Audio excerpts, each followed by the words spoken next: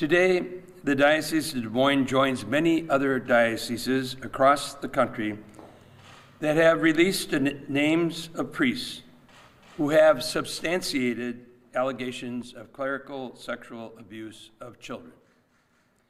We want to create an environment in which victims are comfortable and confident in coming forward. As many are aware, I am completing my term of service as diocesan bishop, and I wanted to have this information published before I retire. I also want to say, I am sorry. We care about the people who were hurt. And to the best of our ability, we want to prevent it from happening again. We can never fully understand the pain that victims and families have experienced. Mere apologies, though, of what the victims deserve more. They deserve, and all of the faithful as well, an accounting, a full accounting to the best of our knowledge of the extent of the abuse. Healing will be more possible when the leadership of the Church acknowledges the transgressions of the clergy. I am grateful for the work of our Allegation Review Committee, a group of mostly lay persons who provide consultation and recommendations to me involving the protection of children. I wish to address the matter of abuse as follows. There are 9 priests with substantiated claims. A substantiated claim is one for which sufficient evidence exists to establish reasonable grounds to believe the alleged abuse occurred. This is not the same as a conviction in the court. A list of 9 names will be distributed with substantiated claims. Of the 9 men listed, information on 2 of them is new: Paul Conley and Dennis Mangan. Both of them are deceased. We have publicly shared information on the other 7. One of the priests, Father Leonard Kenkel, had 2 prior allegations that were not substantiated. Recently, a 3rd allegation was made, and the current Allegation Review Committee, in its judgment, considers it to be a substantiated allegation. Of the 9 men listed, 1 is responsible for more than half of the 44 allegations from long ago that we have substantiated. How did this happen? Albert Wilberding was ordained in 1956 and in ministry until 1981, when he was placed on leave. It is clear that in the 1960s and 70s, society, the medical community, law enforcement, and the Church did not fully understand the issue of child sexual abuse. At that time, it was thought that clerical sexual abuse of children was a moral disorder, a sin. We now know it is more than a sin. It's a compulsion. It's a crime. He was removed from ministry, and he spent his last 20 years in restricted living. A second group is that which there was insufficient evidence to substantiate allegations of sexual abuse of a minor. The names of these priests will not be publicized. Waukee Police Chief John Quinn will follow my remarks to describe in more detail the process of review of our Allegation Review Committee and their determinations based on the available evidence. Members of our staff have labored intensively to research this applicable information as carefully as possible. However, if there are further information or comments, please know that they are welcome, and we will give them the appropriate attention. While I apologize for the abuse and betrayal of trust, I firmly believe you can't have repentance without reform. As a matter of fact, Among the multiple victims I have visited with, almost to a person, they relate to me.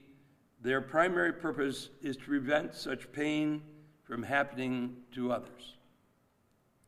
In examining the abuse crisis in our diocese and nationwide, we see there are three major time frames. The very first recognizes that the preponderance of the abuse occurred between 1940 and 2002. In our diocese, a similar trend occurred with abuse peaking in the 1970s. The behavior by some clerics and church leaders is a source of shame. The second era was from 2002 to today. With the U.S. Bishop's enactment of the Charter for the Protection of Children and Young People in 2002, the American Church took a dramatic and effective action in addressing the issue of clerical sexual abuse of minors. Our diocese was an early leader in creating a diocesan policy in 1988, then revising it in 2002 to conform to the Charter. We maintain a zero-tolerance policy. Any priest for whom it has been established he committed an act of sexual abuse of a minor is permanently removed from church ministry. One strike, and you're out. In addition, all reports of sexual abuse of a minor are immediately referred to law enforcement. Also, we have established an allegation review committee, which Waukee Police Chief John Quinn will speak about. Some 18,000 background checks have been conducted in the diocese, covering all in the church who work with minors. I'm happy to say I passed the background check. An expansive safe environment program has also been initiated. Sister Jude Fitzpatrick will address these initiatives.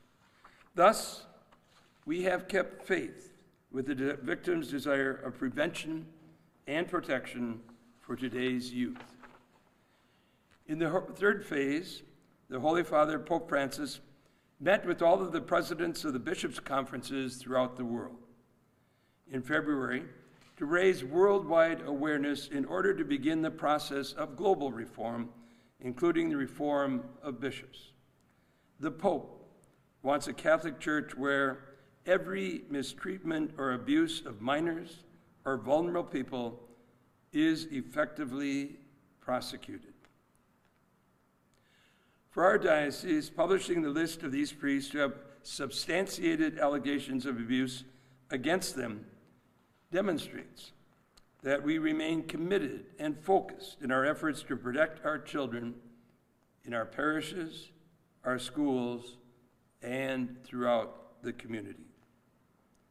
It is my hope that our actions today might facilitate healing and trust. And now, I would like to introduce our Police Chief, John Quinn.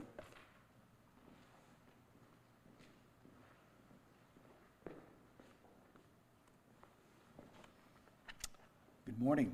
I'm John Quinn, Chief of Police for the City of Waukee.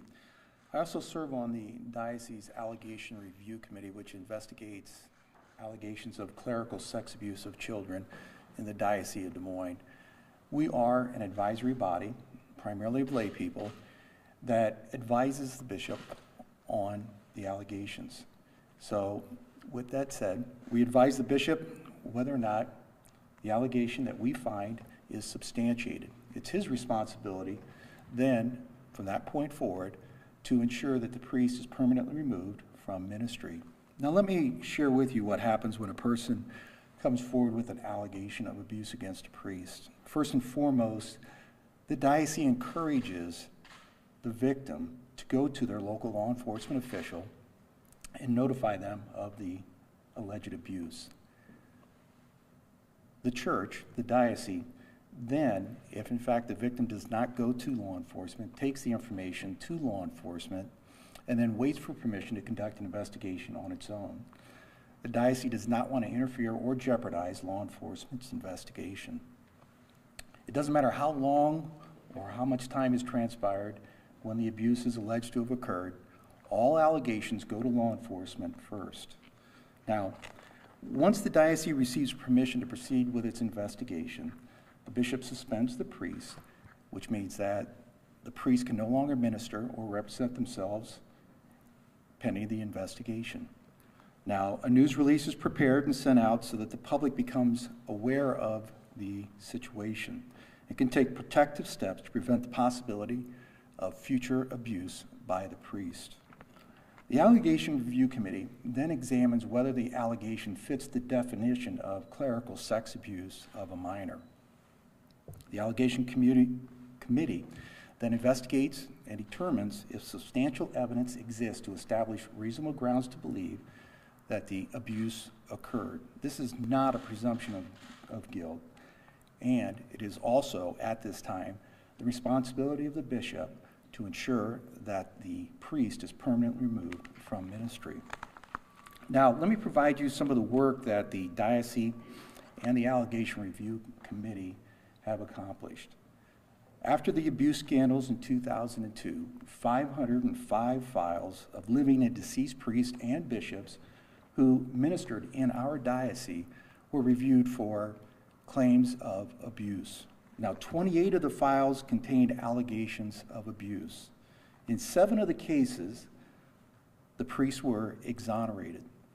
And 12 of the files contained such limited information that it was information that could not be corroborated in the allegation. Now, this doesn't mean that the allegation was false. In fact, the church had outreach to these victims when it was possible to provide assistance. 9 of the allegations have been confirmed or substantiated. This led to John Ryan and Richard Wagner being laicized.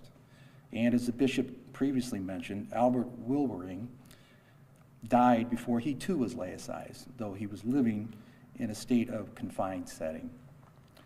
In 2014, the files of all living priests were once again reviewed, this time by a private investigator.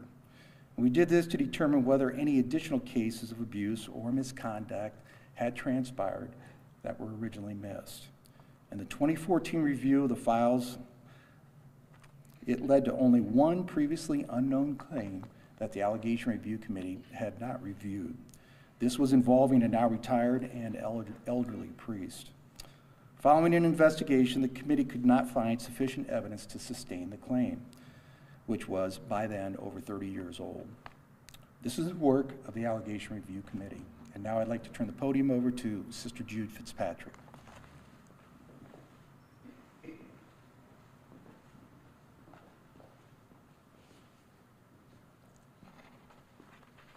I do oversee our comprehensive and rigorous safe environment program. In the course of this experience, I have met with and walked with victims of sexual abuse, and that is why it is so important for me to share with you the work that has been done to ensure a safe and secure environment for children in our diocese. As Bishop said, we can't have an apology without reform. Before anyone is hired, before anyone is allowed to volunteer or be considered for ordained ministry, we do a criminal background check and safe environment training. To date, we have completed more than 18,000 background checks to prevent anyone with a criminal record from serving in our churches and schools. In addition to those newly employed individuals or potential seminarians, background checks have been completed for our priests and deacons, all of our educators, our catechetical leaders, coaches, and volunteers. Anyone who has regular contact with youth, either as an employee or a volunteer in our diocese, must have a background check and undergo safe environment training prior to their service. Our diocese has participated in 16 annual audits of our program conducted by an independent firm.